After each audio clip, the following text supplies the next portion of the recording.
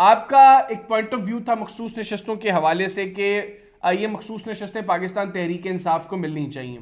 Peshawar high court کا جو فیصلہ ہے اس کے بعد یہ فیصلہ جو ہے وہ چونکہ سنی اتحاد کونسل یا پاکستان تحریک انصاف کے خلاف آیا. آپ کیا سمجھتے ہیں کہ اخلاقی طور پہ بقیہ پولیٹیکل پارٹیز جن میں مسلم لیگ نواز شامل ہیں، پیپلز پارٹی شامل ہے اور دیگر پولیٹیکل پارٹیز، ان کو یہ مخصوص نشستیں لینی چاہیے؟ نہیں، پہلا تو میرا پوائنٹ آف ویو یہ تھا کہ ان کو خالی رکھنا چاہیے تھا الیکشن کمیشن آف پاکستان کو، جب تک سکوٹ اس پہ کوئی فیصلہ نہ کر دے یا پارلیمان اس پر قانون سازی نہ کر دے. کیونکہ قانون میں وہ کہتے ہیں نا ایدر وے نہیں لکھا ہوا، دینے کا بھی نہیں لکھا اور نہ دینے کا بھی نہیں لکھا. تو قانون خالی تھا اور اس پہ ویکیوم تھا، تو اس کی وجہ سے یہ سچویشن کریٹ ہوئی. یہ تو ایک باہمی اگر احترام ہوتا تو شاید دوسری جماعتوں کو اعتراض نہ ہوتا. لیکن اب جب کہ پی ٹی آئی کو یہ سمجھ آئی ہے کہ فیصلے کے بعد کہ ان کی جو قانونی بنیاد تھی اس مطالبے کی وہ ہمیشہ کمزور تھی. وہ جمہوری ٹھیک ہے. بنیاد پر ضرور اپنا کیس پلیڈ کر سکتے تھے، لیکن قانون پہ جب کاغذ پہ لکھا ہوا آتا تو وہاں ان کا کیس انتہائی کمزور تھا. کیونکہ وہ سارے امیدوار جو تھے جو اب اپنے ووٹ اکٹھے کر کے سیٹیں مانگ رہے ہیں وہ علیحدہ علیحدہ نشانوں پر کامیاب ہوئے تھے. جو سنی تحریک کے وہ سنی اتحاد کونسل کے ایک ہی امیدوار تھے، وہ بھی اپنے نشان پر نہیں کسی اور نشان پر کامیاب ہوئے تھے. تو وہاں بڑی پیچیدگیاں تھی جس کی بنیاد پر وہاں کوئی واضح نہیں. پشاور ہائی کورٹ نے ایک فیصلہ کر دیا ہے. تو ابھی تو ایک باہمی جو ورکنگ ریلیشن شپ ہے اس نے قائم ہونا ہے. سیٹیں ایلوکیٹ ہو گئی ہیں. بہرحال ایک لمبا راستہ ہے اگر یہ سپریم کورٹ جانا چاہیں تو. اچھا خان صاحب، گجرانوالہ سے ری کاؤنٹ کے اندر پاکستان مسلم لیگ نواز کے اظہر قیوم نارا صاحب جیت گئے ہیں اور یہ نشست پہلے پاکستان تحریک انصاف کے P T I backed independent Bilal Ijaz sahab نے جیتی تھی. آپ کا بھی یہ کلیم رہا ہے کہ آپ کے بیلٹ پیپرز آپ کو ڈسٹ بن سے ملے ہیں. پاکستان تحریک انصاف یہ دعویٰ کر رہی ہے کہ ان کی جیتی ہوئی نشستیں وہ پاکستان مسلم لیگ نواز کو تحفے میں دی جا رہی ہیں، ان کو جو ہے وہ ری کاؤنٹ میں ان کے کینڈیڈیٹس کو ہروایا جا رہا ہے. آپ کا کلیم ادر وائز ہے، آپ کہہ رہے ہیں کہ ہمیں ہمارے بیلٹ پیپر جو ہیں وہ ڈسٹ بن سے مل رہے ہیں.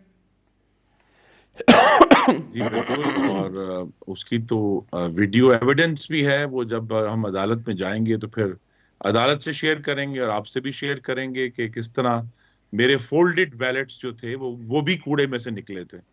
لیکن یہ بحث نظر پی ٹی آئی ہر چیز کے اوپر الزام لگانا ان کی ایک سوچی سمجھی پالیسی ہے. کیونکہ یا تو 8 فروری کا اگر الیکشن ٹھیک تھا جس میں یہ گوجرانوالہ کے نشست جیتے تھے تو پھر کہہ دیں کہ 8 فروری کا الیکشن ٹھیک تھا. پھر 8 فروری کا الیکشن ٹھیک تھا یا آج کا ریکاؤنٹ ٹھیک تھا. دونوں میں سے کوئی ایک چیز ٹھیک تھی.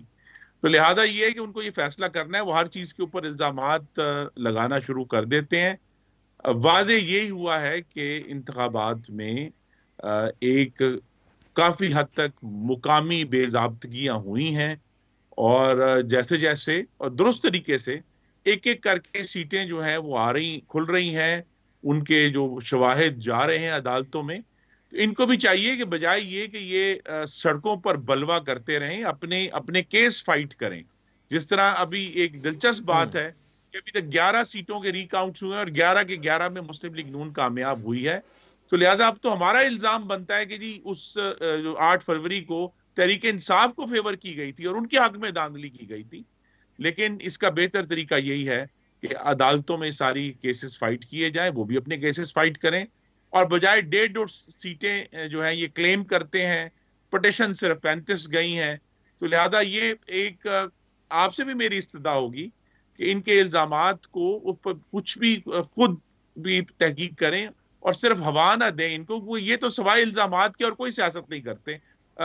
اسد کیسر صاحب نے چاہے کچھ تھوڑی سی دبی زبان میں، لیکن انہوں نے پھر جو کل علی امین گنڈا پور نے مفاہمتی بات کی تھی اس کو حضرت کیسر نے آج پھر جو ہے مٹا دیا. تو اب کس کی بات پر یقین کیا جائے؟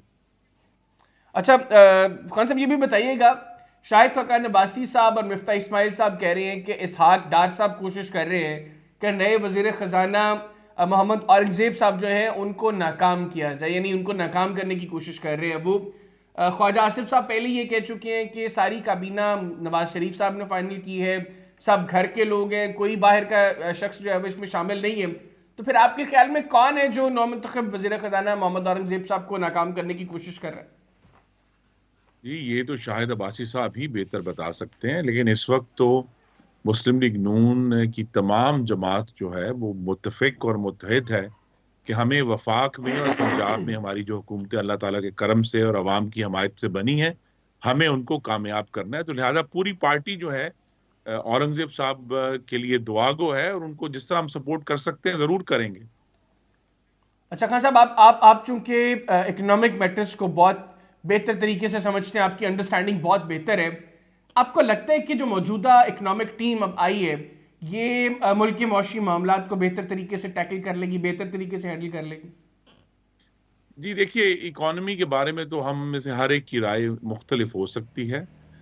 میری یہی ان سے توقع ہے، اورنگزیب صاحب سے، ان کی ٹیم سے، کہ وہ بجائے کہ آئی ایم ایف کی اندھا دھند تقلید کر کے کوشش کریں کہ ہم ایک پیکج حاصل کر لیں، جیسا کہ پی ٹی آئی نے اپریل 2019 میں کیا تھا.